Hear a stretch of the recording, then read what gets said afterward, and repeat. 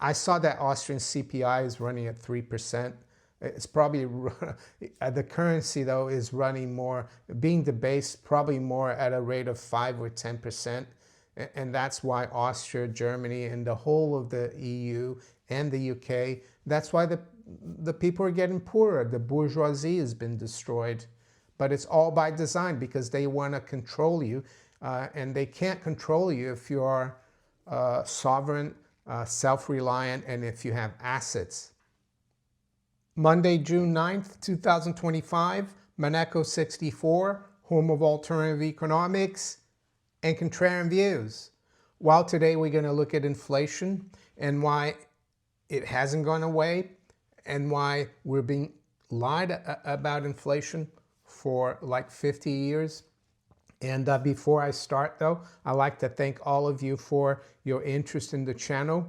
As Graham Hobbs, one of the long-time followers of the channel, said years ago, your channel is like a community, and that's what I want to keep it as. And I wouldn't be able to do a lot of the stuff that I'm doing if it wasn't for you. And for those of you who haven't yet subscribed, make sure you do. It helps. I've noticed that almost half of those people who watch my videos haven't subscribed yet. Anyway, back to inflation, and I'm going to start with definitions. And I've got a really old Merriam-Webster pocket dictionary here from the 70s. Yeah, used to be my dad's. It's kind of falling apart, but it's still there. And I've done this before in the past here on the channel, but it's been a while. So I want to turn to page 365, where the definition of inflation is.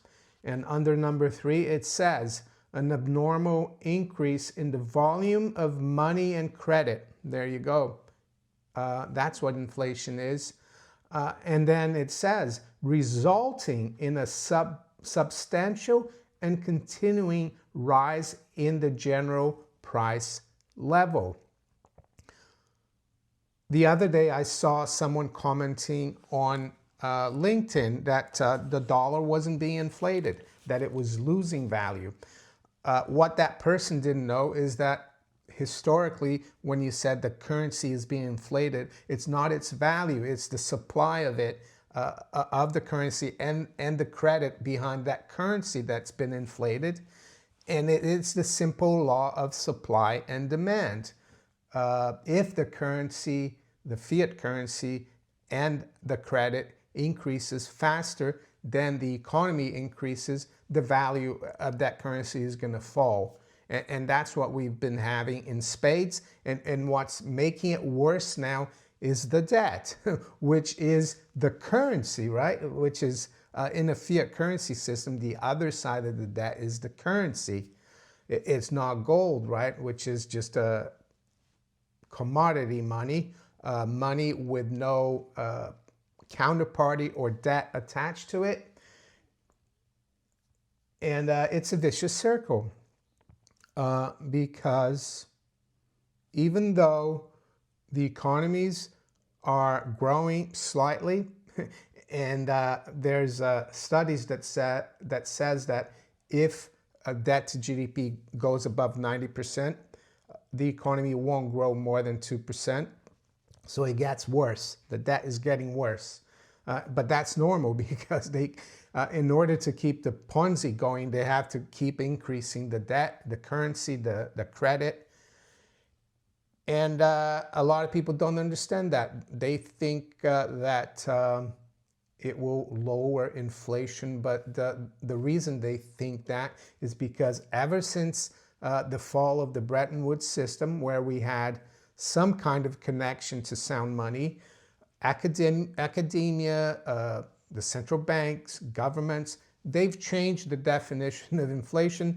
They've made inflation synonymous with the consequence of inflation, which is crazy. It's like akin to saying that just because you're fat because you're big, No, the cause of you being fat or overweight is because you eat. It's not because you've got fat, or not because you are a big boned person, right? And they've done the same thing to inflation. And why have they done that? Well, because they control the statistics, and they can change and tinker with it in any way, shape, or form they want. And I highly recommend shadowstats.com. John Williams, he's covered this for years. And if you go back and use the methodology under which they measured CPI in 1980 and 1990, those numbers, if you use that today, what they call inflation, or the CPI, would be in double digits or approaching 20%. So that's why people are feeling worse off, and that's why you're going to continue to see debasement of your currency everywhere around the world, and I'm going to come to that in a minute. It's not just the United States.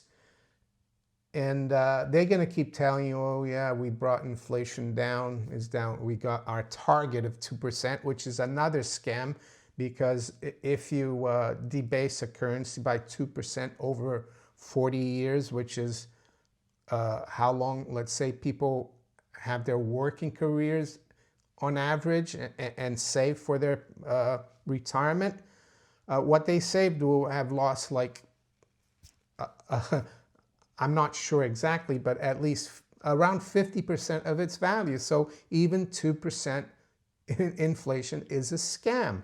Back during the gold standard in the 20th century, or sorry, in the 19th century, if you look at the Bank of England inflation calculator, from the period from like 1820 to 1914, which was between the Napoleonic Wars, the end of Napoleonic Wars and the beginning of World War I, guess what the CPI average in the UK? Minus 0.1 year on year, yes. And it was a period of great industrial development, great economic growth. So, yeah, I mean, even I fall for that trap to call CPI inflation, but CPI is not inflation. And the other thing about inflation and prices is that even if you have the growth of the currency and credit out of thin air, faster than the economy, yes, it does affect the general price level, as the definition here says, the general price level. So there will be some items and services that still go down in price, but it's the general price level. It's usually things that people need, like food, shelter, energy, education, health, and it hurts the middle class and the poor a lot more, because the wealthy can protect themselves with their assets. The poor don't have assets. The poor, unfortunately, are working as hard as they can just to stay alive. They can't really save, and the value of their wages keeps going down. And I've always wondered why, like, trade unions don't focus on this. They always focus on wanting higher wages. But what about telling government to go back to sound money? Well, I'm not sure I'm going to hold my breath waiting for that. So I want to also go through some comments here about inflation. And there's a really interesting one about Lenin.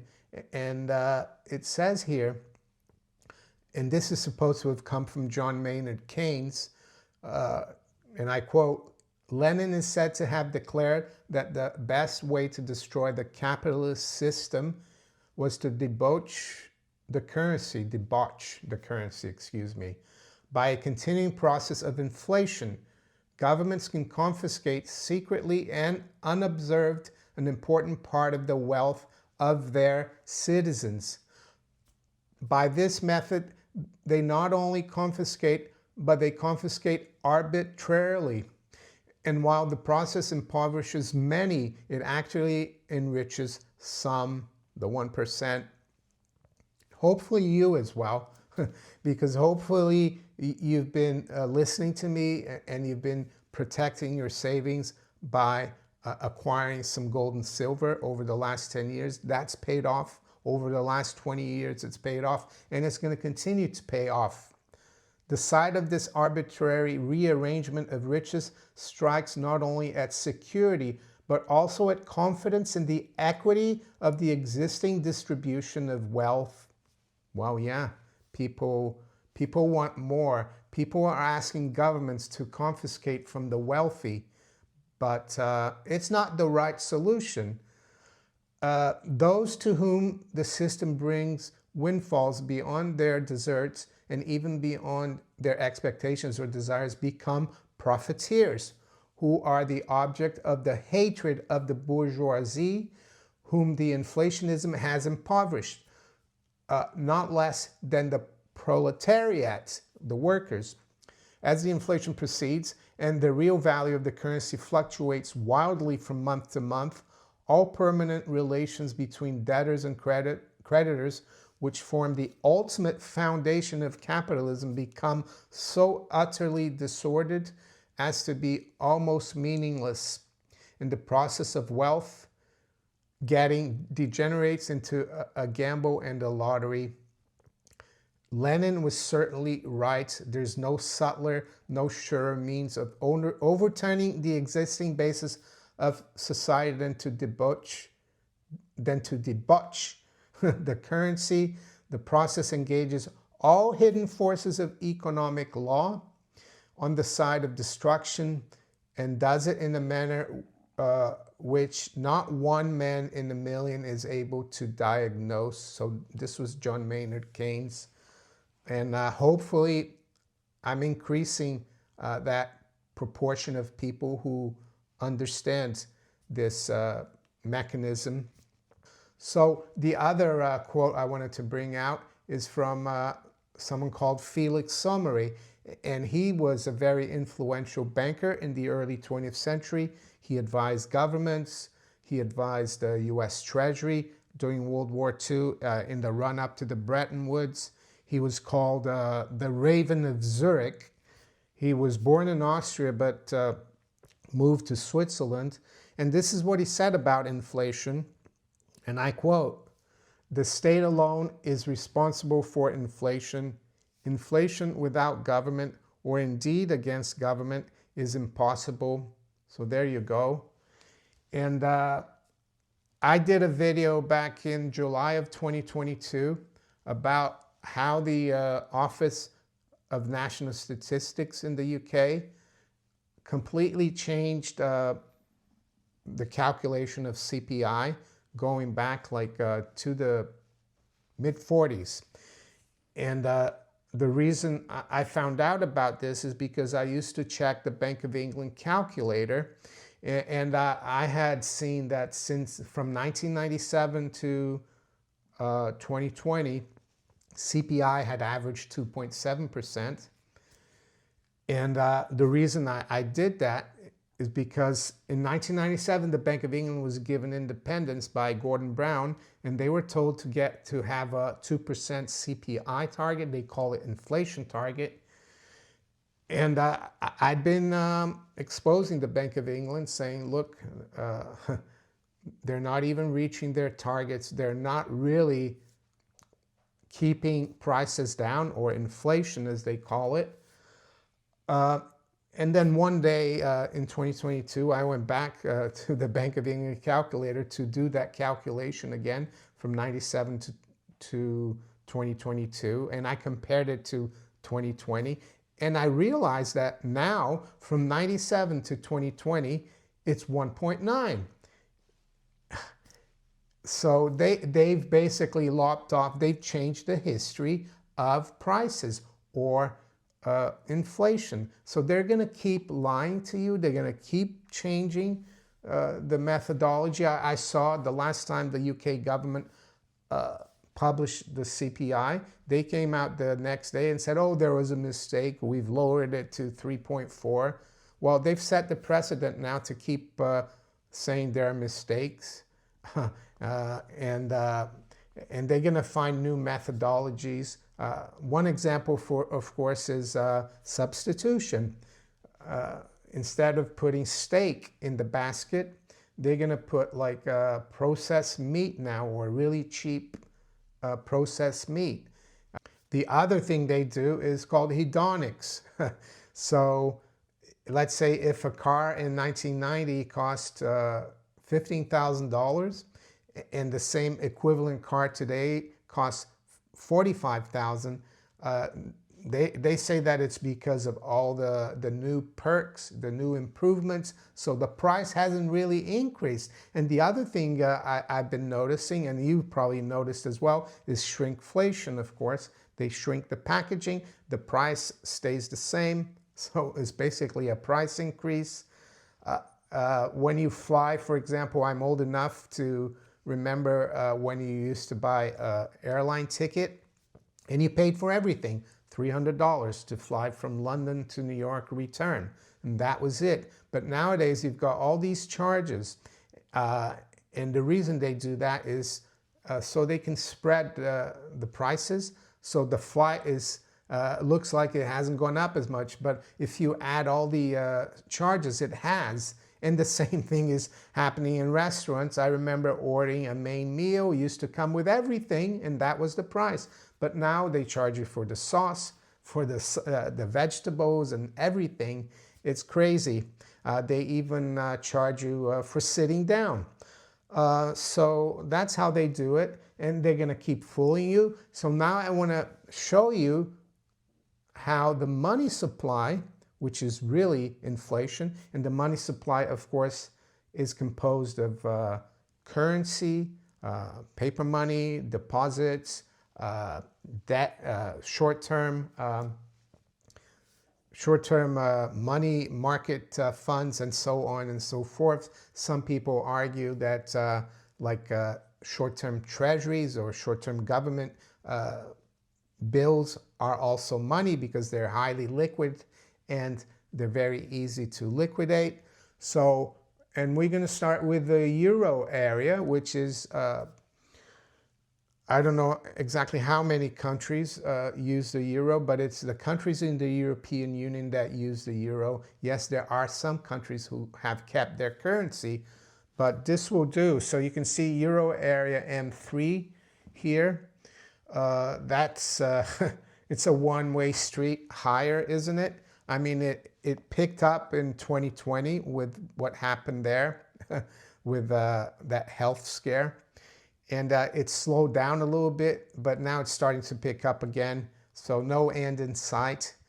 And talking about Europe, I listened to Survival Lily, this Austrian lady. She's really good. She's got 1 million subscribers.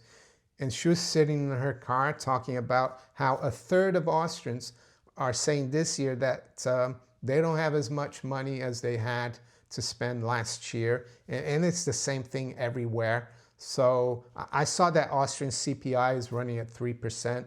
It's probably, the currency though is running more, being debased probably more at a rate of 5 or 10%. And that's why Austria, Germany, and the whole of the EU and the UK, that's why the people are getting poorer. The bourgeoisie has been destroyed. But it's all by design because they want to control you. And they can't control you if you are sovereign, self-reliant, and if you have assets.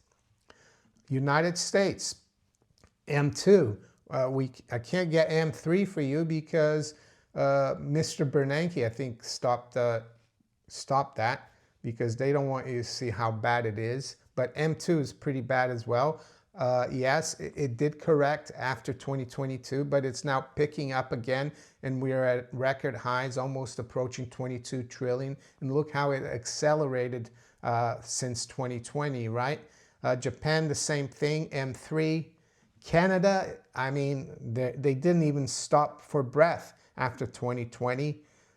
Maybe that's why the Canadian dollar is so weak. Australia, the same thing.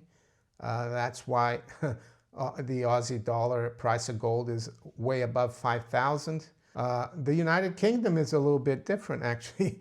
We've actually haven't inflated as much, but yeah, it's gonna continue. Don't worry, they're gonna get it back up there, and even China, you know, and no one really escapes this. So there you go. Don't let them distract you.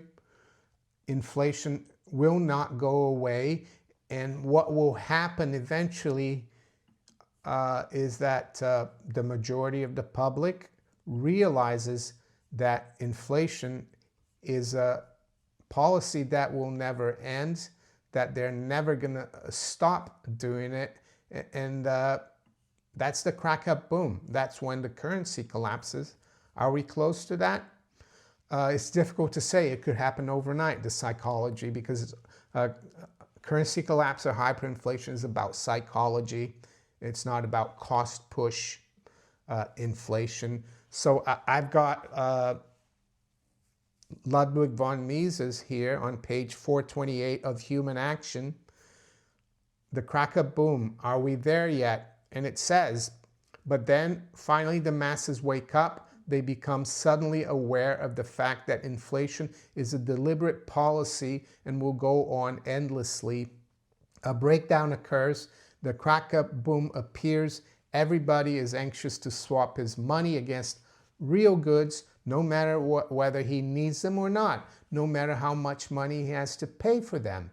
Within a very short time, within a few weeks or even days, the things which were used as money are no longer used as media of exchange. They become scrap paper, or I put it in brackets, scrap digital entries. Nobody wants to give anything away against them.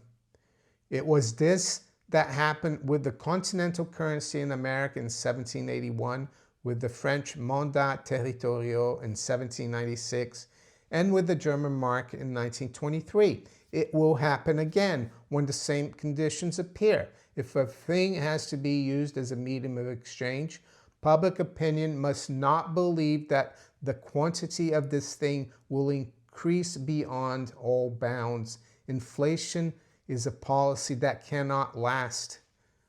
Well, you saw those charts of money supply all around the world. It's increasing with no bounds, and one day everything will implode. And those people who don't have a little bit of gold or silver are going to be left holding the bag. And it's better to be 1 or 2 years early than one day too late. And that's why I keep stacking. Anyway, let's quickly have a look at the markets. It's 20 to 8 a.m. London time. We got spot gold at $33.19. It's up $8.50. High's been 21. Low's been 32.93. Spot silver is up 18 cents at 36.15. High's been 19. Low's been 35.89. The Dow futures is down 36 points. NASDAQ 100 future is down 50 points. S&P is down 7. I think continental Europe have a holiday today. The UK is open though, but it's probably going to be a little quieter this morning. In terms of the currency, the pound is up 0.25%, and the euro is up 0.25%, and the dollar is down 1/3 versus the yen. So the dollar continues to drop. WTI crude is down 1/3 at 63.80. High-grade copper, that's come back below 5. It's at 4.88 and it's unchanged. And the U.S. Treasury 10-year yield is down slightly, but it's at 4.50. It's down about a basis point. The 30 years at 4.97. That's unchanged. With that, I'm going to wish you all a very good day. Take care. Bye.